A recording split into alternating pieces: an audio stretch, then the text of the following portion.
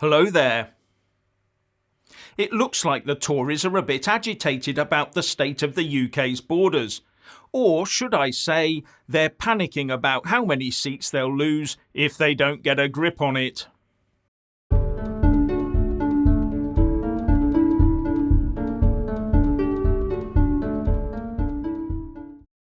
Now, if you haven't already done so, please do subscribe and then like and comment below. Oh, and at the end of this video, Richard talks about Neil Oliver and gives his startling take on what's behind the growing attacks on Christianity. So Rishi Sunak and his team are working so hard on trying to sort out the UK's regular and irregular migration problems that he was forced to miss the British Curry Awards and sent a video message instead. And with over 1 million new arrivals in the year to June, and only about half that number leaving, as well as an extra near 50,000 coming via the English Channel, you can see the tough job they've got. The general public is concerned about it, but The Times says that many of his cabinet colleagues want even more people let in to boost the economy. Sounds like they've had a nice dinner recently with some corporate CEOs. But Sunak will know that there are many voters out there who want to see the numbers brought down considerably. And those ordinary voters far outweigh the corporate votes. Unless they're Tory donors, of course. And writing in the Telegraph, Luke Trill, the director of More in Common, says that more and more people are talking about voting for a Nigel Farage-led party for one reason: to tighten our out-of-control borders. He also says that despite talk of Braverman by the Ramonas, according to his organisation's research, the majority of people aren't looking to rejoin the EU.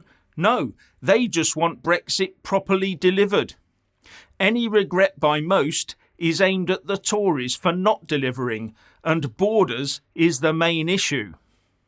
Now, Rishi Sunak will know and understand this. No wonder he's got his nose to this particular grindstone. But I suspect he will be facing the same blob of Home Office officials and mandarins, as well as ministers who are tight with the big corporate beasts, and then there's the courts and judges to contend with as well.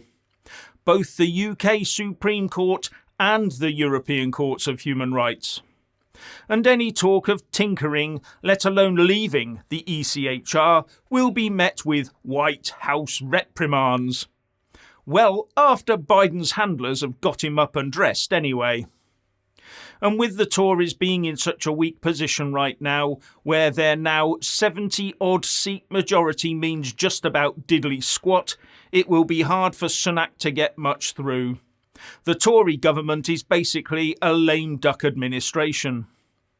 Now, it might just be me reading between the lines here, but the Telegraph piece by Luke Trill seems to be saying that a lot of people would get behind a Nigel Farage-led party, not a party supported by him.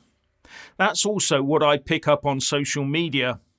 They want to see Farage directly in the fight, not merely cheering on from the sidelines. Do you know something? We need to replace police officers with waitresses. Yes, the waitresses at the Nusr-Et steak restaurant in Knightsbridge decided they would take the action required when a group of animal rebellion eco-fascists walked in and started their pointless antisocial activity. And the protesters admitted that the waitresses were tougher on them than the police have been. Here you go. Thank you for the market. Hi.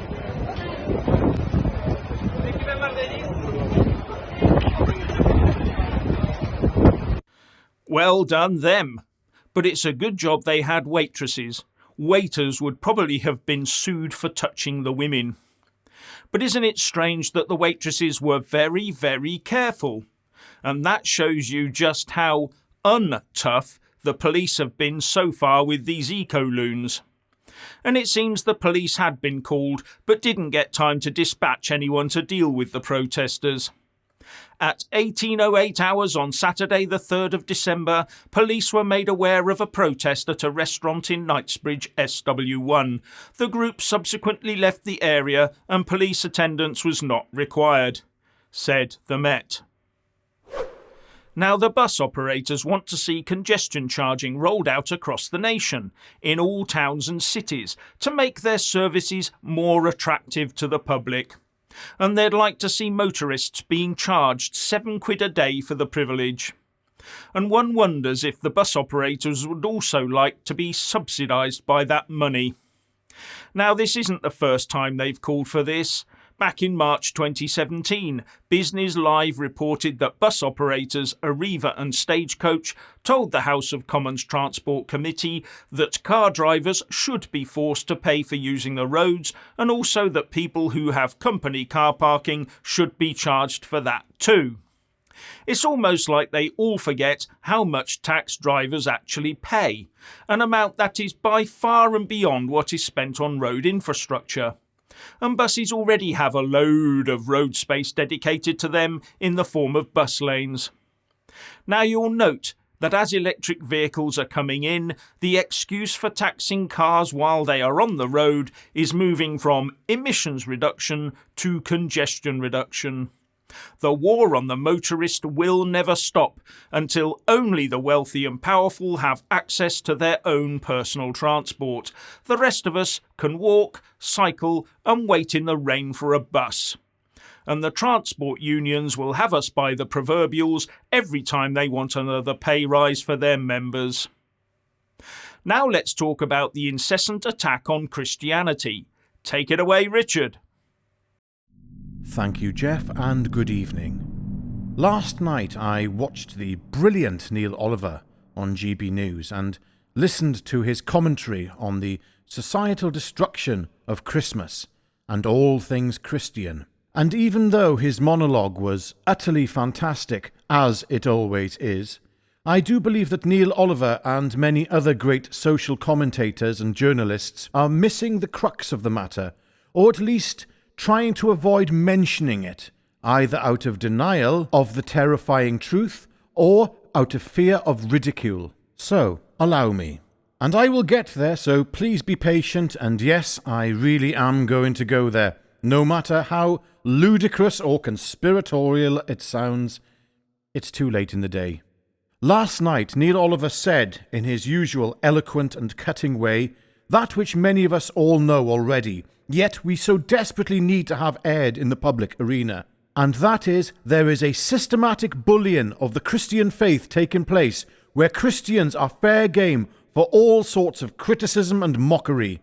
Of course, no one will stand up to a certain other religion out of fear of being blown up, but that's another debate for another day.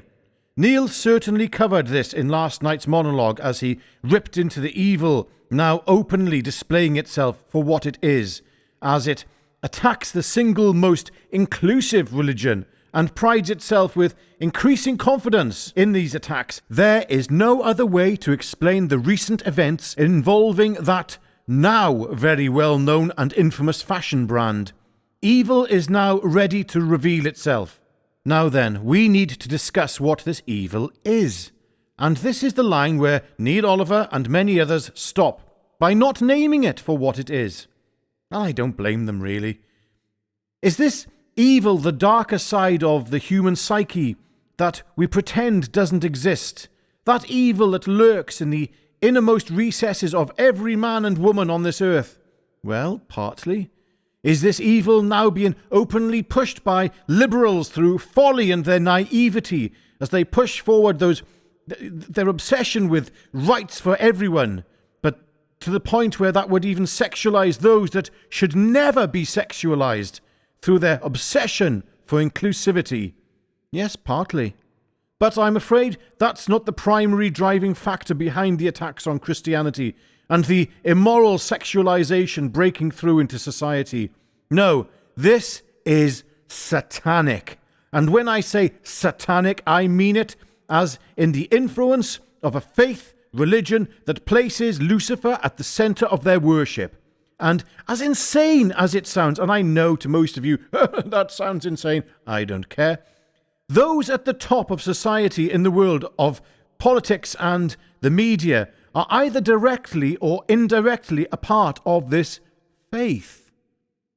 When I say indirectly, of course, I refer to mystery religions and fraternities that reveal their true beliefs through initiations and degrees until the brother or sister has received the light. If you want to know how ingrained this Luciferianism is within society, just follow the symbolism hidden in plain sight. Once you learn this symbolism, it cannot be unlearned, and you will see it everywhere, like that man with the special sunglasses in John Carpenter's masterpiece, They Live. Ask yourself this: why would anyone want to destroy a belief system that teaches peace, love, and redemption for all? The same reason our society is doing the unthinkable and sexualizing those that should never be sexualized.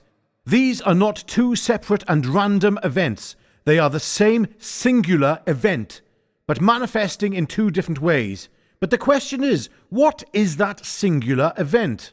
Well, look around you. Look at the destruction of our inherited Judeo-Christian values, but also look at the destruction of our rights, bodily autonomy, and the moral decline now which calls good evil and evil good. What a society we have become. I fully understand why social commentators like Neil Oliver won't name it, because it means you have to either accept the terrifying truth of where we are in the history books or biblical timeline, or they don't name it because they fear repercussions of speaking the truth.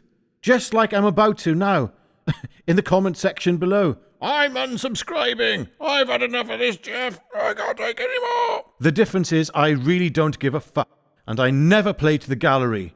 I have an audience of one. So I ask all those journalists out there to try and name the truth if you know what it is. You won't get a chance to do it later when the evil great work of ages comes to an end and all is revealed. You may not believe in any religion, in any faith. Satanism and Christianity may seem like the same thing to you, just utterly preposterous old codswallop. But those at the top who are pushing the agenda take Satanism very seriously. Why else would they flaunt such symbolism? But, of course, that's just a load of conspiratorial hogwash by myself, concocted after smoking one of Lawrence Fox's rollies, isn't it? By the way, Lawrence Fox on GB News, absolutely brilliant. Highly entertaining. That channel's really getting its act together. His unashamed imperfection makes him essential viewing. A great mind, and clearly a great soul. Oh, and speaking of great souls, a big shout out to John Taylor. It was lovely to bump into you again today. Anyway, back over to you, Jeff. Thank you, Richard. And finally, when subscribing, please don't forget to press that little bell and also select the all option, or you won't get any notifications when I publish a new video. And thank you all so much for taking the time to watch the show.